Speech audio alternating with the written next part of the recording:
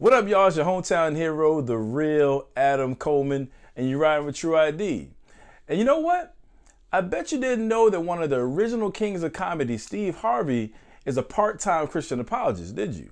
All right, we got the wrong Steve Harvey up there. That's the keep a sharp hairline and might cuss you out Steve Harvey. I'm talking about the Dr. Phil type talk show messing up beauty pageant Steve Harvey. Okay, so earlier this week, physicist Neil Degrasse Tyson was interviewed by comedian and talk show host Steve Harvey.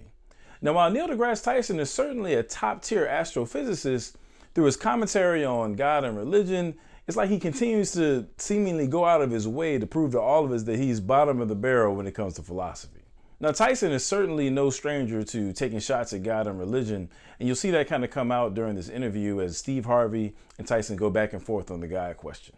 Does a person have to choose between God and science? It depends on what your belief in God has you also believe in society.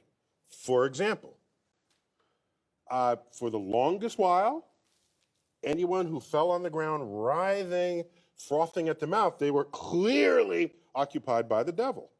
Mm-hmm. So what happened? You get the exorcist priests. They come over, they got the holy water, and they chant some Latin words, and then the symptoms dissipate. Mm-hmm. They got that.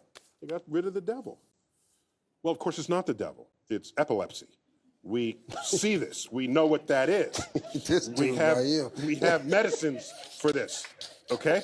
So if your belief in God is so strong and so widespread that your holy books from thousands of years ago are informing your understanding of the natural world in modern times, that could make conflict. Okay, so Tyson never explicitly says that a person has to choose between God and science necessarily, but he's still throwing a subtle jab there at Steve Harvey. He actually fleshes this out a little bit later in the exchange, but essentially what we have here from Tyson is the notion that back in the day, religion and belief in God more broadly was used to explain certain things in the natural world, but due to the ongoing project of scientific discovery, we know better now.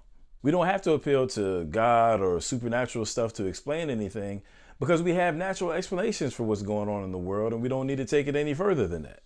So according to Tyson, the punchline there would be, if you're taking something that science hasn't explained yet as being evidence for God's existence, then ultimately you're going to end up empty-handed as science explains more and more stuff that religion used to. Now, I'll probably do a separate video on how I would respond to Tyson's point. And as a matter of fact, if anybody would be interested in seeing me do something like that, just let me know in the comment section and we'll go ahead and make it happen. But in the meantime, I've put links to material that would address this kind of objection in the description of this video.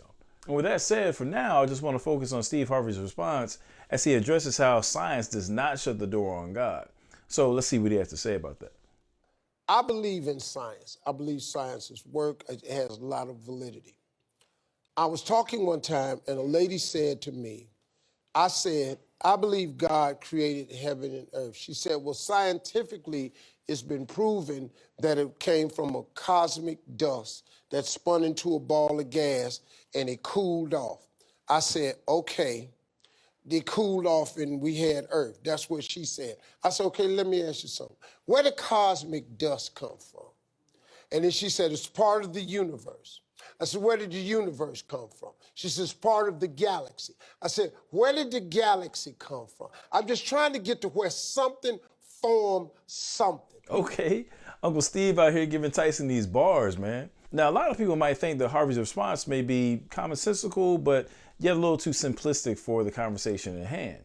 But actually, there's a list of all-time great philosophers and thinkers that have employed the same kind of reasoning in putting forth variations of what are referred to as cosmological arguments for God's existence. Now, generally speaking, cosmological arguments aim to establish that there's some sort of ultimate cause, source, or foundation of the universe and or all of reality, and then also to address what that ultimate cause, source, or foundation of all things must be like. And for centuries now, cosmological arguments have been the go-to move for folks making a case for the existence of God, who, as many have argued, fits the description for being the kind of entity that could be the ultimate foundation or cause of the universe or all reality. Okay, so let's take a look at one version of it that's generally known as the Kalam Cosmological Argument. A medieval philosopher named Al-Ghazali is credited for developing it, but more recently it's been popularized by philosopher and apologist William Lane Craig. The argument can be stated in 3 easy steps. Premise 1, everything that begins to exist has a cause. Premise 2, the universe began to exist. And therefore the conclusion, the universe has a cause. All right, so in terms of how it's structured, the Kalam is what you call a deductive argument. Now, I'll put links in the description where you can find out more about how deductive arguments work, but for now, I'll simply put it like this. If we find ourselves with good reason to affirm that premise 1 and premise 2 are more likely true than not, and we see the conclusion flows from or logically follows from premise 1 and premise 2, then we know that we've got a solid argument on our hands. Okay, so premise 1, everything that begins to exist has a cause. And what can we say in defense of this premise right here? Well, first of all, the premise is rooted in a metaphysical principle that something cannot come into being from nothing. I mean, just think about it. The word nothing is a short way of saying no thing or not anything. In a state of nothingness, there would be no thing with the properties, powers, or potentiality to bring about an effect. Thus, by definition, one can't expect nothing to cause anything.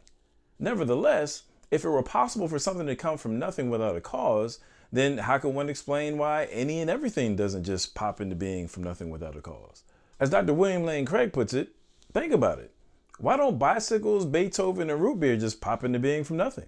Why is it only universes that can come into being from nothing? What makes nothingness so discriminatory? There can't be anything about nothingness that favors universes, for nothingness doesn't have any properties, nor can anything constrain nothingness, for there isn't anything to be constrained, end quote.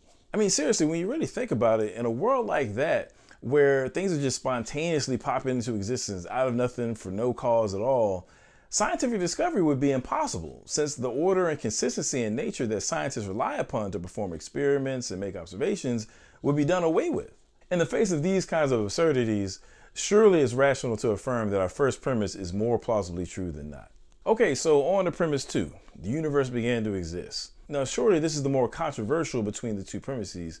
Nevertheless, there are solid philosophical and scientific reasons for affirming it, and real quick, I'll just give an example of each. Our first defense of premise 2 is one out of a series of philosophical arguments that Al-Ghazali developed to demonstrate that time and the universe had a beginning. Now, the centerpiece of this argument is that the series of past events has been formed by adding one event after another. However, no series which is formed in such a way can actually be infinite, because you cannot pass through an infinite number of things one at a time. I mean, just imagine trying to count to infinity. No matter how long you count, you will always have an infinity of numbers to go. You'll never reach the number infinity. But if you can't count to infinity, how could you count down from infinity? Now, with that in mind, if the past is an infinite series of past events, then it would be impossible for us to have arrived at the present. Okay, now just to make sense of that point, consider this analogy. Suppose you're on the 50-yard line of a football field, and let's say I offered you $1 million just for walking a straight line forward to the end zone that you're facing. Now, the catch is this. You have to take steps 1 yard at a time, and for every step forward, you have to first take 2 steps backward. And you can't turn around or go out of bounds or veer off from walking straight forward. Now, as you might imagine, as you're basically moonwalking further and further away from the end zone, you would soon realize that your efforts are getting you nowhere. Without a fixed point to move forward from, you will never get that $1 million. So likewise, if there's an infinite series of past events leading up to today, then today would never come. In other words, to arrive at today from a beginningless past would be like trying to jump out of a bottomless pit or something like that. But given that we have arrived here at the present, the universe cannot be infinitely old, since the series of past events would have to have a beginning. In defense of our second premise, we can also appeal to science as we give reasons for affirming that the universe had a beginning. For example, let's consider the second law of thermodynamics, which basically states that processes taking place in a closed system always tend toward a state of equilibrium. One of the implications of the second law of thermodynamics is that the entire universe will eventually run out of usable energy. This event is often referred to as the heat death of the universe. Now, at that point, there'll be no planets, no stars, no us. Nothing will be popping off in the universe. However, obviously, we haven't reached that point yet. Now, with that in mind, walk with me on this analogy right quick. Imagine a friend of yours comes up to you and says that they need some help because they locked their keys in the car and the engine's running. Let's say you go outside to take a look at the car and you find that it's still running. You could conclude that the car couldn't have been running but for so long because it hadn't run out of gas yet. Now, in light of the second law of thermodynamics, the universe is like that car. It hasn't run out of gas or usable energy yet. The fact that it hasn't suggests that the universe hasn't been around from eternity past. It had to have had a beginning. Now, much more can be said in defense of premise 2, both in terms of philosophical and scientific supports. As a matter of fact, in a second, we're going to see Tyson mention the standard model of cosmology, aka the Big Bang. Now, in the field of cosmology, the so-called Big Bang theory has been standing the test of time as a model for how the universe came into being, as more and more evidence continues to be found to confirm it. Now, interestingly, the Big Bang supports premise 2, since on that model, the universe is not past eternal, but rather came into existence with a Big Bang some finite time ago. So taking these arguments into consideration, we're in the mainstream of scientific discovery and have rational grounds in affirming that the universe had a beginning. And on that note, we can say that our second premise is more likely true than not. So with our two premises on solid ground, that leads us to our conclusion. The universe had a cause. Now, why should we think that that cause is God? Well, let's think about it. What would the cause of the universe have to be like? Now, just to clarify what I mean by universe, when scientists use that term, they're generally referring to nature in its entirety, as in all space, time, matter, and energy. Therefore, in addition to being enormously powerful enough to bring about such a huge effect, the cause of the universe would have to also be timeless, spaceless, and immaterial. And all of a sudden, this cause of the universe is starting to sound kind of familiar. Now, just briefly, we can also say that this cause would have to be personal. As Dr. William Lane Craig puts it, there are only two sorts of things in existence that could fit the description of being timeless, spaceless, and immaterial. Something like that would either have to be an abstract object, like a number, for example, or an unembodied mind. But abstract objects can't cause anything. That's part of what it means to be abstract. The number 7, for example, can't cause any effects. So the cause of the existence of the universe must be a transcendent mind, which is what believers understand God to be. And so the Kalam Cosmological Argument, along with some critical thinking about the nature of the universe, points us to a timeless, spaceless, immaterial, enormously powerful, and personal cause of the universe. Of course, we Christians refer to that cause as God. And so we see that the point that Steve Harvey was getting at actually has some real philosophical weight behind it. Okay, so with that said, I've got one more point to make before we get out of here.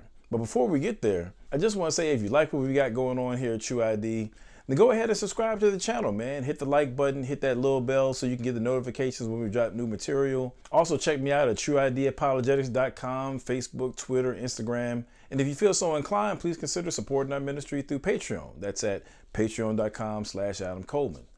Okay, so back to Steve Harvey giving Tyson that work. Now, after Harvey makes his point about the universe, Tyson strikes back. Not to be outdone, your boy Neil Degrasse Tyson, aka Nasty Neil, aka Faith Killer Supreme, aka the Sith Lord of Science, replies with a weapon of mass destruction level counter argument that is sure to shake the faith of even the most committed Christian. Summoning the full power of all of his learnedness, Neil Degrasse Tyson replies, wait for it. We can do that. We say, where did dust come from? It came from the cores of stars. And where did that come from? And then ultimately we get to the Big Bang. Mm-hmm. Then you say, well, where did the Big Bang come from? And I say, I have no idea. Right. It is a frontier of science, and we've got top people working on it. Okay. And now, you want to put God there. I don't have a problem with that. But why won't you allow me to ask you, where did God come from? So I'm saying, was it in? I'm just trying to get to where something formed something. Where did God come from? That's the dumbest thing I've ever heard in my life. Bruh, when I first, listen, like I said before, Neil Degrasse Tyson is that dude when it comes to science. But when it comes to philosophy, bruh, my man Neil Degrasse is out here taking real losses, B. Seriously, it's terrible. Okay, so in asking the question, where does God come from? Tyson is making a very basic misstep here referred to as a category error. So for example, let's say I asked you, what does the number 2 smell like? Like the actual number 2. Or how much does redness weigh? I mean, it sounds kind of weird, right? Because the number 2 isn't in the category of the kind of things that can have a smell. And likewise, redness isn't in the category of things that have weight. In the same way, God, as in the concept of God that Steve Harvey is referring to here, is by definition eternal and doesn't depend on anyone or anything else for his existence. So he didn't come from anything. If God is, by definition, not in the category of things that come from other things, then Tyson's question or counterpoint is just wrong-headed. So anyway, man, shout out to Steve Harvey, Neil Degrasse Tyson, and all of y'all watching this video, man. I'm going to get up out of here. But as always, man, y'all know what it is. Love God, love people, and take care of the things that God blesses you with. Peace.